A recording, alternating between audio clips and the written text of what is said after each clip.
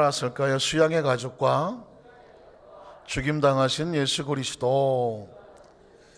오늘 말씀을 듣기 전에 지금 캄보디아에서는 어떤 일이 있는지 어제 영상을 하나 보내왔는데, 캄보디아는 지금 그쪽 지역이 낮에는 작업을 못하게 막고 있는 것 같아요. 그런데 감사하게 이렇게 저렇게 해서 밤에 늦게까지 작업을 하는 그 모습, 짧게 한 1분짜리 영상을 제가 한번 보여드리도록 하겠습니다.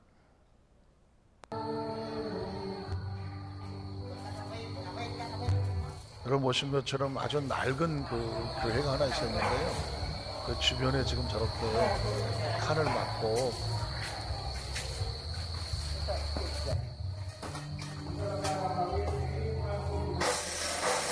저런 구상과 디자인을 지금 우리 장로님들이 다 하신 거고, 현지 일하는 사람들은 캄보디아 인부들이라고 할까요? 일하는 기술자들입니다. 끝났습니까?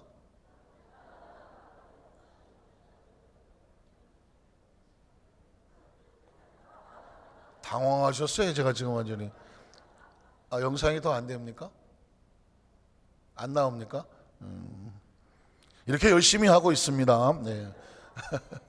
아마 어쨌든 아마 카메라로 보내준 영상이라서 아마 거기서 끝쳐진 것 같은데, 다른 영상도 있지만 뭐 차가 막혀서 그거를 뭐 빼는 것도 있고 막 인부들 작업하는 모습도 있는데, 저렇게 이제 칸을 막아놓은 곳을 빨간 벽돌로 싸서 아마 굉장히 그 지역에서는 가장 좋은 모습으로 아이들이나 초등학교가 바로 앞에 있거든요. 인근 주위에 있는 사람들도 어디 제대로 물 먹을 때도 없고 씻을 때도 마땅하지 않아요. 그래서 지금 그런 수도가라든가 뭐 샤워 시설이라든가 화장실이라든가 그 지역을 깨끗하게 해서 언제든지 가장 귀하고 소중하게 달려와서 쉴 수 있고 예배 드릴 수 있고, 그들이 하나님의 만나 비전으로 꿈을 꿀 수 있는 선교센터를 짓는 것이거든요. 제가 사실은 옛날에 필리핀에 갔다가 깜짝 놀랐습니다. 소위 말하는 쓰레기 마을이라는 곳이 있거든요. 쓰레기 마을에 그 한 곳에 낡은 건물 하나가 있었습니다. 낡은 건물 하나가 있었는데, 옛날 우리식으로 말하면 아주 버려진 창고 같은 곳인데요, 거기에 십자가를 달고 그 쓰레기 마을 아이들이 수십에서 수백 명이 모여서 교회에 와서 예배를 드려요. 희망은 그거밖에 없더라고요. 아무 희망이 없어요. 교회에 와서 거기서 예배하고 찬양하고 하는 영광을 돌릴 때 비로소 꿈을 꾸는 거예요, 이 아이들이. 그런데 그 건물이 이렇게 보니까 한글이 써 있는 거예요. 필리핀 외지에 한글로 뭐라고 써 있냐면, 어느 교회 장로님이 소천을 하시면서 거기서 나왔던 조의금 있잖아요. 그 조의금을 그 장로님의 유언에 따라서 그 자녀들이 그 지역에다가 교회를 하나 지어주라고. 그 장로님이 천국을 가시면서 그 보조금 들어온 걸 가지고 자녀들 너희가 나눠 갖는 것이 아니라 그걸 교회를 지어달라, 그리고 유언을 하시고 가셨어요. 자녀들이 그거를 모아갖고 그 필리핀 쓰레기 마을에다가 그냥 뭐 그렇게 비싸 보이지는 않아요. 그러나 건물 하나를 지어놨더니 그곳에서 현지 사역자가, 교육자가 나오고 찬양팀이 나오고 성가대가 나오고 아이들이 거기서 유일한 희망이에요. 거기서 예배를 드리는데 눈물 나서 볼 수가 없더라. 그때 제가 마음에 이렇게 천국 가는 방법도 있구나. 영혼은 천국에 가지만 그 장로님과 그 자녀들의 이름이 그 필리핀 낯선 쓰레기 마을의 한 구탱이에 있어서 그 아이들에게, 아마 그 건물이 존재하는 동안은 얼마 많은 아이들이 그곳을 들락날락 할지는 모르겠어요. 그곳에서 희망을 얻더라고요. 지금 우리가 하는 것은 이 캄보디아에 역시 낯설고 힘들고 아주 깊은 산골과 같은 곳이에요. 아주 힘들고 어려운 곳인데, 그러나 그곳에 이때까지 어느 누구도 그냥 건물 하나 세워주고 했지만 그 이후로 발전이 되지 않았는데, 하나님께서 어떻게 우리에게 은혜를 주셨는지 우리 장로님들의 마음을 움직이고, 이번에 움직이는 모든 비용은 장로님들이 다 걷어서 가신 거예요. 교회 예산이 가지 않았어요. 이번에 우리 교회 장로님들이 먼저 솔선수범하여 이렇게 기본 자성을 하고 변화되는 모습을 가서 영상으로 보여주고, 그 다음 단계는 어떻게 나갈지 우리 성도들과 함께 꿈을 꿨으면 좋겠다 하면서 장로님들이 먼저 자비로 출발하고 지금 장로님들의 마음을 모아서 이 센터에 작업을 하고 있습니다. 이제 12월 6일 정도 들어오시면 그때 이제 영상을 통해서 자세히 보여드리도록 하겠습니다. 자, 사진 하나를 더 보여드리면 성막의 사진이죠. 성막의 사진, 이제 눈에 익숙하시죠? 그래서 성막은 성소와 지성소에 있는 내부 사정은 보았고 바깥에 있는 것을 보면 이건 하나님께서 디자인을 만드신 것인데 의미가 있다고 말씀을 드렸습니다. 오른쪽에 시커멓고 허옇게 있는 것은 바로 염소털로 만들어진 그런 덮개였습니다. 기억하시지 않습니까? 버려진 염소. 그러나 그것이 제물이 되어지는 것처럼 그 덮개를 통하여 우리를 대신해서 제물이 되신 예수 그리스도의 모습을 상징하고요, 그 가운데에 가장 빨갛게 드러나고 있는 저 가죽이, 더 덮개가 이제 오늘 함께 말씀을 나눌 것인데 수양의 가죽으로 모아서 만들어진 덮개입니다. 그런데 이 수양의 가죽을 무슨 색깔로 물들였을까요? 붉은색으로 물들인 수양의 가죽입니다. 그래서 우리는 첫 번째로 붉은 물들인 수양의 가죽과 예수 그리스도의 보혈을 말하겠습니다. 이게 가죽이라고 하는 것이, 양의 가죽이라는 것이 처음 등장하는 것은 창세기 3장 21절입니다. 창세기 3장 21절에 보니까 야훼 하나님이 아담과 그의 아내를 위하여 가죽옷을 지어서 입히셨다는, 양을 잡아서 그 피를 흘리고 가죽을 가지고 아담과 하와의 그의 부끄러움을 감추어드렸다는, 수치를 감추어드리는 그런 의미를 가지고 있습니다. 물론 이 가죽옷은, 그리고 양의 피는 예수 그리스도의 구속의 사역을 의미하고 예언하는 것과 같습니다. 아담과 하와가 범죄하여 에덴에서 쫓겨날 때에 하나님께서 홀로 내버려 두지 아니하시고 그들에게 양을 잡아 피 흘린 대가로 말미암아 그들을 덮어주셨다는 것입니다. 그래서 이 양의 피는 보혈을 상징하고 양의 가죽은 우리를 덮어주시는 그리스도의 용서와 사랑을 의미합니다. 출애굽기 25장 5절에 보면 오늘 성경 본문에 붉은 물들인 수양의 가죽을 가져오라고 말한 것입니다.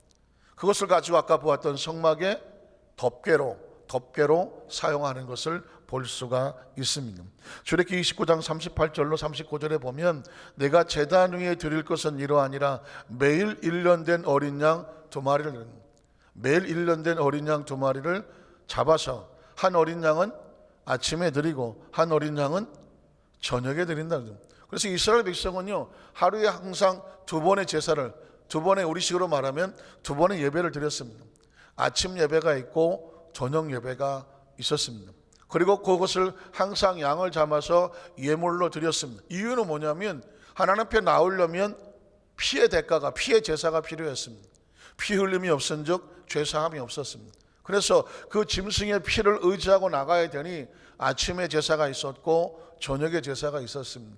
그래서 어느 교회는요, 온 성도들이 출근하기 전에 교회를 와.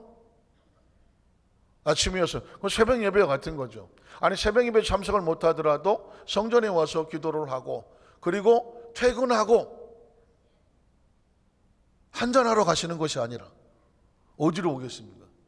교회로 옵니다. 이게 어려서부터 훈련이 되면 아침에 교회에 오고, 혹시 아침에 못하더라도 저녁에는 끝나면 교회로 와서 성전에 와서 기도하고 오늘 하루 있었던 것을 하나님께 아뢰고, 또 아프면 아픈 것을, 다른 중요한 것은 지혜를, 명철을, 또 아주 구할 것은 구하고, 그리고 앉아서 기도하고, 그리고 집으로 돌아갔습니다. 제가 어렸을 때 그랬습니다. 제가 어렸을 때에, 그 누가 시켰는지 모르지만 그렇게 교육이 된 것 같습니다. 아침에 학교 갈 때는 학교가 머니까 콩나물 버스 타느라고 정신없이 막 다녔지만 끝나면 항상 어디로 왔을까요? 교회로 왔습니다. 그리고 성전에 앉아 있었습니다. 그리고 아주 습관처럼 하나님 앞에 오늘 하루 있었던 것을 아뢰고, 또 지혜도 구하고, 힘들면 힘든 것대로 하나님 앞에 아뢰고, 그리고 집으로 돌아갔습니다. 그게 그냥 생활이었습니다. 그래야 되는 줄 알았습니다. 굉장히 중요한 것입니다. 왜냐하면 항상 내 생활과 내 삶의 중심은 어디에 있다? 교회에 있습니다. 하나님의 집에 있는 것입니다. 우리 집이 아니라 하나님의 집이 우리 집인 거예요. 할 수만 있으면은요, 그냥 성전을, 교회를 내 집 들라들듯 하면서 와서 하루 있었던 어떤 곳을 어디 딴 데 가서 저 시야와 근처 가서 눈물 흘리면서 바람 맞아 이럴 필요가 없어요. 하나님 앞에 나와서 기도하는 제사의 모습은 뭐냐? 이미 구약시대 성도들은 하나님의 명령에 따라서 아침에 제사를 드리고 저녁에 제사를 드렸는데, 그게 그때마다 드린 것이 바로 양을 잡아 예물로 드렸다는 것입니다. 이 예물은, 재밌는 것은 제가 한번 자료를 찾아봤더니 이스라엘 백성은 예물을 드리면서 어떤 대가를 요구하지 않는, 하나님께 드리면서 주여 내가 이 양 한 마리를 심었으니 양에 흘린 축복을 주십시오, 이런 기도를 하지 않는다면 왜 예물을 드려놨더니 오직 감사해요. 하나님께 드리는 선물이라는 것입니다. 선물, 하나님께 드려지는 선물로 하나님 받으십시오. 그게 다 한 거예요. 이번 주일날 웬 꼬마가 저를 면회를 왔더라고요. 그래서 깜짝 놀랐습니다. 7살인가 봉투가 아니라 비닐봉다리를 하나 들고 왔는데 귤인가요? 이렇게 들고 왔습니다. 나를 만나고 싶어서 왔다. 네가 나를 만나고 싶었냐 했더니 끄덕끄덕 하더라고요. 그래서 왜 만나고 싶었냐 했더니 내가 좋다는데, 그냥 어린아이가 목사님이 너무 좋아서 만나보고 싶어서 왔다. 딱히 할 말은 없냐? 딱히 할 말은 없대요. 그냥 보고 싶어서 왔다는.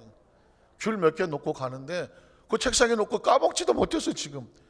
와, 어린아이가 그런 마음을 가졌을 거 아니에요.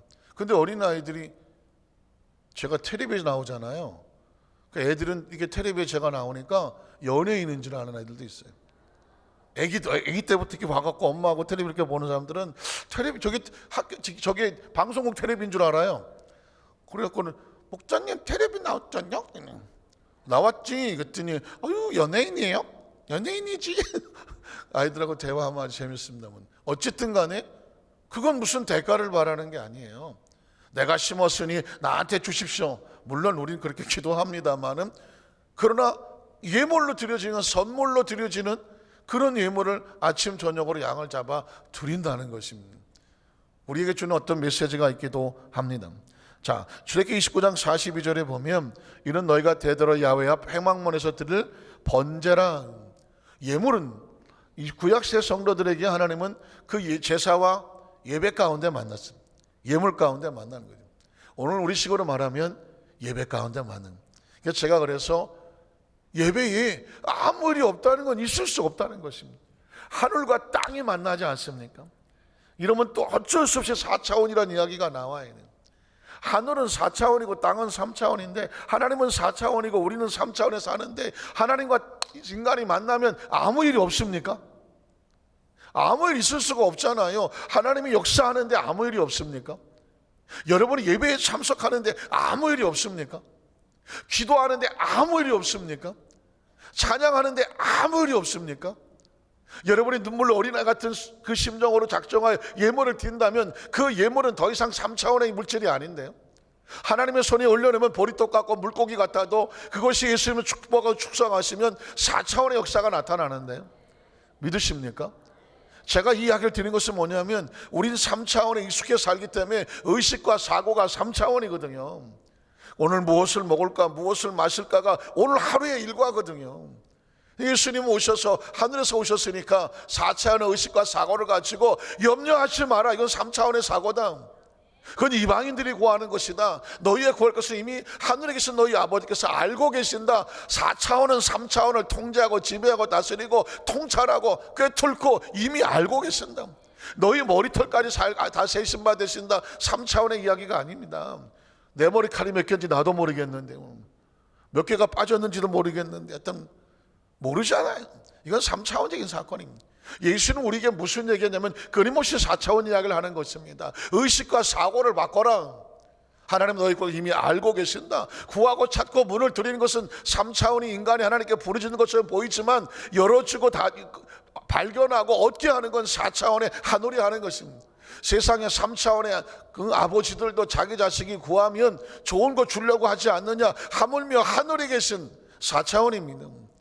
하나님의 아버지가 너희에게 가장 좋은 걸 주시지 않겠느냐. 이미 가장 적절하고 필요한 것, 우리에게 맞는 것이 좋은 것 아니겠습니까? 그래서 성경은 철저하게요 4차원입니다. 그래서 우리가 3차원을 생각하면 아유 이 풍진 세상을 만났으니 한 500년이 이러고 앉아있는 것입니다. 그러나 하늘을 생각하면 정신이 번쩍 나지 않겠습니까? 하늘을 생각하면 더 이상 우리가 무엇을 먹고 마실까, 어떤 아웅다웅 세상의 이 상황 전체가 아닙니다. 하나님이란 존재가 발견하면 우리 의식을 발견해. 그래서 우리 자신의 자화상을 정확하게 발견하기 위해서는 성경을 통해서만입니다. 그러면 이 정신이 번쩍 나지 않습니까? 왜? 이 육신의 정욕과 안목의 정욕과 이상의 자랑에 묶였던 육체가 아닌 영혼이 눈을 뜨기 때문에 그렇습니다. 하나님의 말씀만 우리에게 영혼에 대한 인식과 사고를 주고 우리가 누구인지를 정확하게 알려주는 것입니다. 오늘 예배 제사 이런 이야기는 3차원적인 얘기가 아닙니다. 하나님 우리를 거기서 만나고 옵니다. 예배의 기대가 없으면 예배가 아닙니다. 기도의 기대가 없으면 기도가 아닙니다. 찬양의 기대가 없으면 찬양이 아닙니다. 예물의 기대가 없으면 예물이 아닙니다. 우리가 하나님에 대한 기대가 없으면 더 이상 하나님의 사람이 아닙니다. 하나님의 자녀는 존재 자체가 하나님에 대한 기대를 갖는 것입니다. 왜냐하면 우리의 소속은 하늘에 있기 때문에 그렇습니다. 누가 설교하느냐가 뭐가 중요합니까? 어디서 예배 드리냐가 뭐가 중요합니까? 하나님이 중요한 겁니다. 하나님이 중요한 것이에요. 우리 의식과 사고 속에 하나님이 정확하면 아주 저절로 사랑이 되고 용서가 되고 이해가 되고 봉사가 되고 헌신이 되고 기꺼이 희생하고 십자가를 짊어지는 겁니다. 하나님이 가득 차야 이게 가능한 것입니다. 내가 가득 차 있으면 내 생각하고 내 판단하고 내 계산하고 내 경험, 내 지식, 내 상식, 내 어떤 것을 의지를 가지고 서로를 바라보면 세상에 내 마음대로 되는 게 어디 있습니까? 내 마음에 맞는 게 또 어디 있습니까? 다 못마땅하고 다 속상하고 세상은 그렇습니다. 크리스천은 점점 내 생각과 사고와 차원을 내려놓고 하나님의 생각과 사고로 바르다 보면 세상은 다 불쌍합니다. 너도 불쌍하고 나도 불쌍하고 다 은혜 아닙니까?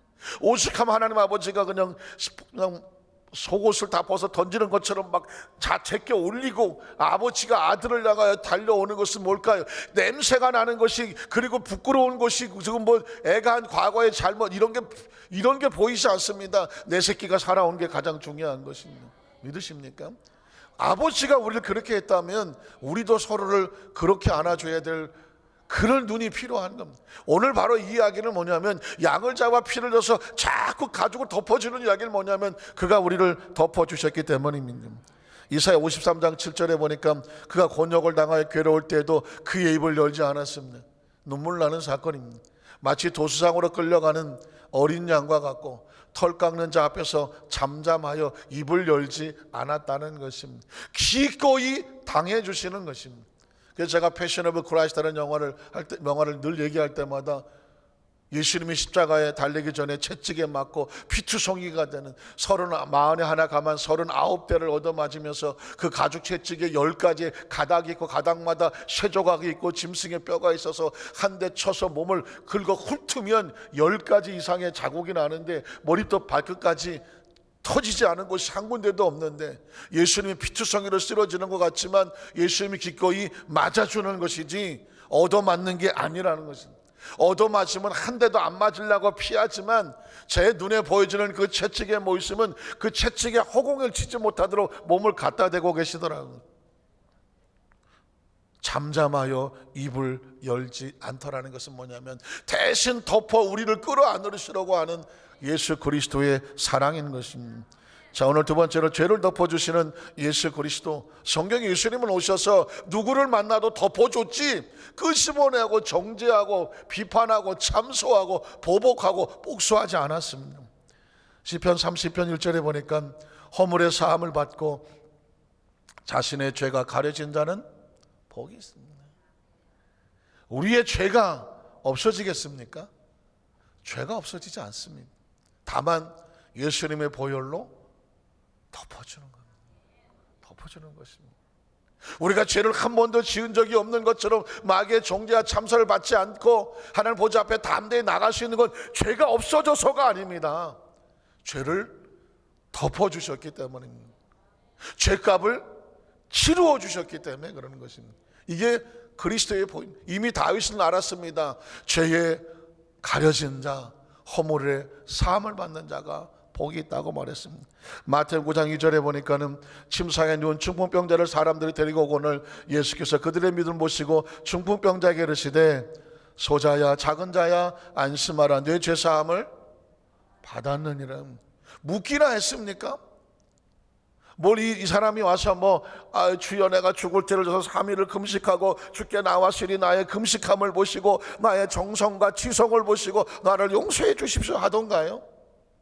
그냥 나와 있는 자세를 보면 예수님은 그 자체가 불쌍한 겁니다. 혹시 모르겠습니다. 제가 만약에 하나님이라면 하나님의 관점에서 세상의 사람들을 본다면 하나님은 난 그냥 세상 사람 불쌍하고 긍휼히 여기는 마음밖에 없을 것 같아요. 우리가 뭘 박박 긁고 올라와서 내가 뭘 잘해서 용서하는 게 아닙니다. 하나님 앞에 자녀는 그 존재 자체가 그냥 눈물의 대상인 거죠. 어떻게 생각하십니까? 생각해 보십시오. 제가 만약 하나님이라면 그럴 것 같아요. 인간이 우리가 의를 행할 수가 있습니까? 우리가 죄를 스스로 이깁니까? 우리가 무슨 힘으로 이 세상에서 의롭고 정결하게 살아갑니까? 우리가 하나님 앞에 나올 자격이나 있습니까? 하나님 붙잡고 승리할 수가 있습니까? 그럼에도 불구하고 저와 여러분이 예수를 믿고 하나님의 자녀가 돼서 하나님의 자녀로서 예배 드리는 성도가 되어서 믿음으로 살려고 몸부림을 치지 않습니까? 사실은 제가 하나님 될 것도 없어요. 다른 목사 입장에서 성도를 보면 솔직히만 전 눈물 납니다. 눈물 납니다. 왜냐하면 저야 목사라기 때문에 정말 평생을 목회를 되니 믿음으로 안 살면 안 되고 살아야 되고 성경 읽어야 되고 기도해야 되고 말씀해야 되고 영혼을 사랑해서 몸부림치면서 하나님 앞에 날마다 두렵고 떨리는 모습으로 올바로 서야 준비를 해야 강단에 서지 않겠습니까? 강단에 서지 않겠습니까? 그래서 성도들은 무슨 죄가 있다고 말씀대로 살고 기도하고 살고 그냥 늘 전도하고 살고 헌신하고 봉사하고 살아야 됩니까? 목사도 아닌데 조금 적당히 좀 하면 어때? 근데 전혀 반응이 없네. 그 어려운 고비 가운데도 여러분들이 눈물로 살려고 믿음으로 살려고 봉사하고 살려고 사명 감당하고 살려고 하나님 앞에 11조 빼뜨리지 않으려고 잃어버린 영혼 보면 찾아가서 내 시간 내 돈 들여서 밥 사주고 하면서 영혼 구원하려고 찾아가고 구역장이라고 지역장이라고 구역 식구 돌보면 가슴 아파서 그것 때문에 눈물 흘리고 장로님들 교회 그 직분 지고 있으면서 어떻게든지 그 식구들과 그 기관부 살려보려고 몸부림치고 우리 안수 사람들은 또 남성역에서 또 교통봉사 한다고 애를 쓰고 힘들고 누구 하나 좀 따뜻한 물로 좀 음료수 하나 갖다 주면 그것도 눈물 나지만 또 이렇게 저렇게 불평하다고 하면 마음이 편해 잠이 오겠습니까? 여러분 왜 그렇게 할까요? 이걸 바라보면 눈물이 안 날 수 없습니다. 만에 하나 여러분의 손주든 아니면 아이든 한두 살 먹은 꼬매 애기가 어떻게 일어나지 지도 지 몸도 못 가는 놈이 엄마 아빠 오늘은 내가 설거지를 해줄게요 하고 막 기어 올라간다고 쳐보십시오. 설거지는커녕 네가 넌 가만히 있어주는 게 정말 다행이다. 그래도 지가 아니에요 나는 이만큼 먹었으니 나도 해줄게요. 아유 그냥 그것만 해도 고맙다 야. 어떻게 생각하십니까? 우리가요 이 자리에 나와 계시는 것만 보더라도 하나님이 볼 때는 눈물 나는 거예요. 전능하신 하나님이 한없이 부족한 우리가 그 하나님을 믿겠다고 믿음으로 달려 나올 때 보면 눈물 난다는 거예요. 그렇잖아요. 한 과부가 자기 생활비를 들어서 하나님 예물로 드린다고 하니 그걸 어떻게 보느냐고. 그건 볼 수 없는 거예요. 볼 수 없는 겁니다. 그래서 예수님이 그러잖아요. 저걸 어떻게 보느냐고. 저게 예물이다라고 말하십니다. 물질이 문제가 아니라 마음이라는 것입니다. 쉽지 않은 거예요. 그래서 여러분 신앙생활은 몸으로 하는 게 아닙니다. 마음으로 하는 것입니다. 마음으로 하는 거예요. 무엇을 하시든지 마음의 정성으로 하나님의 마음을 흔들어 놓으십시오. 마음입니다. 죄를 덮으신 예수 그리스도 마태복음 9장 13절에 보면 이렇게 말합니다. 너희는 가서 내가 뭘 원합니까? 긍휼을 원하고 제사를 원하지 아니하노라는 뜻이 무엇인지 배워야 됩니다. 절대로 여러분 신앙생활하면서 먼저 시작하신 분이 이제 막 믿은 새신자들 초신자들 절대로 시험 들게 하면 안 됩니다. 시험 들게 하면 안 됩니다. 좀 힘들고 어렵고 신앙 살다 보면 마음에 좀 힘들겠더라도 초신자들 새신자 앞에서 절대로 원망하고 불평하고 그런 모습 초신자 새신자 보여주면 안 된다고요. 그 새신자들이 교회 직분자들이라든가 오래 다니신 분들이 구역 예배 끝나고 지역 예배 끝나고 다른 예배 끝나고 그냥 무심코 던져진 한마디에 맞아 죽순다니까요. 아 교회는 이렇구나. 아 이 교회가 이런가. 무서운 이야기입니다. 예배가 중요한 게 아니란 말입니다. 긍휼이 중요한 것입니다. 이번 단일 기도회 21일째를 그냥 꼬박꼬박 다 참석하는 것도 중요하지만 이 기도회를 통해서 뭐가 변화되냐면 내가 하나님의 사랑과 긍휼로 변화되는 게 중요한 거거든요. 모든 사람이 사랑스러워 보이고 모든 사람이 긍휼이 보이고 모든 사람이 불쌍히 여겨봐야 돼요. 아유 저 사람 옛날에 저랬어. 아유 어쩌어 다 나만 의인이고 나머지는 다 죄인이야. 이건 단일 기도하고 전혀 상관없는 사람입니다. 당신도 죄인이고 나도 죄인. 서로 긍휼히 예배 드리고 났더니 남는 건 뭐밖에 없냐면 서로 불쌍히 여기며 긍휼밖에 없어야 돼.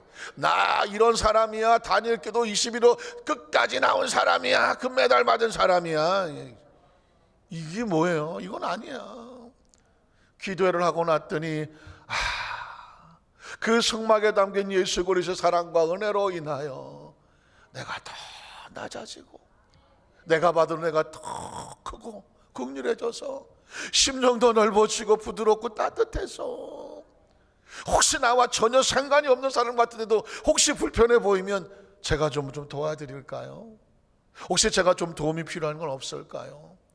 먼저 다가가서 따뜻하게 만나주고 웃어주고 손잡아주고 이 성전에 우리 교회에 처음 오는 소신자나 새신자들이 보고 아니 처음 보는 것 같은데 온 성전이 그냥 따뜻해요.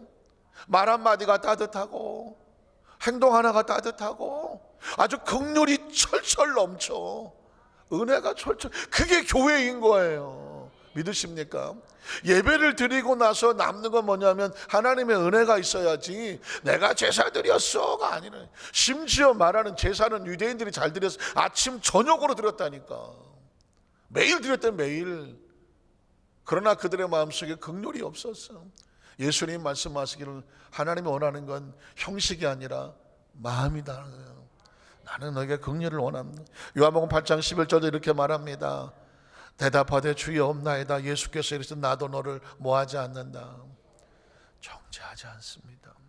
정죄하지 않습니다. 말씀을 정리하기 원합니다. 여러분 그냥 어린아이도 아는 얘기지만 칼이라고 하는 것은 양날의 칼의 의미를 가지고 있다. 남을 죽이면 살인의 도구가 되지만 의사가 잡으면 수술용 메스가 되며 살리는 게 됩니다. 신앙이란 그렇습니다. 아주 무서운 독이 될 수도 있고요, 아주 놀라운 생명이 될 수가 있습니다. 우리가 기도하고 신앙생활하면서 내 의를 가지게 되면 무서운 남을 죽이는 통로가 됩니다. 나는 의로운데 너는 뭐야? 난 이렇게 하는데 너는 뭐야? 이쯤 되면 죽이는 칼이 되는 것입니다. 남을 비판하고 정죄하고 자기의 의를 드러내며 스스로 거룩한 척하게 되면 이건 죽이는 자가 되는 것입니다. 그러나 내가 신앙을 갖고 보니 난 아무것도 아니고 예수님 그 십자가 보혈을 덮어주듯이 구약시대는 계속해서 덮어줘. 가죽으로 덮어주고 붉은 물들 가죽으로 덮어주고 청색 자석옷을 덮어주고 계속 우리를 덮어주신 하나님을 늘 생각하면 우리가 덮임을 받았으니 우리도 서로 어떻게 주자? 덮어주자. 만에 하나 아유 저런 천인 공로할 냅두세요. 그도 하나님의 자녀라면 하나님이 안고 가실 것입니다. 하나님 만들어 가실 것입니다. 정 안 될 것 같으면 가룟 유다 같은 사람은 버릴 수도 있습니다. 그건 하나님의 영역입니다. 하나님의 영역입니다. 우리가 할 것은 뭐냐면 너는 나를 따르라. 평생 덮어주다가 그것이 마지막에 가서 주님을 만나는 것입니다. 사랑하는 성도 여러분, 오늘 저와 여러분에게 붉은 물들인 가죽이 예수 그리스도를 덮어주신 은혜와 용서라고 한다면 우리의 마음속에 이 사랑을 가지고 오늘 하루도 많은 사람을 좀 뭐하자? 덮어주고 살리자. 죽이는 건 우리 몫이 아니에요. 살리는 게 우리의 몫입니다. 우리 한상교회 모든 성도들이 그런 축복의 주인공이 되시기를 주님의 이름으로 축원합니다.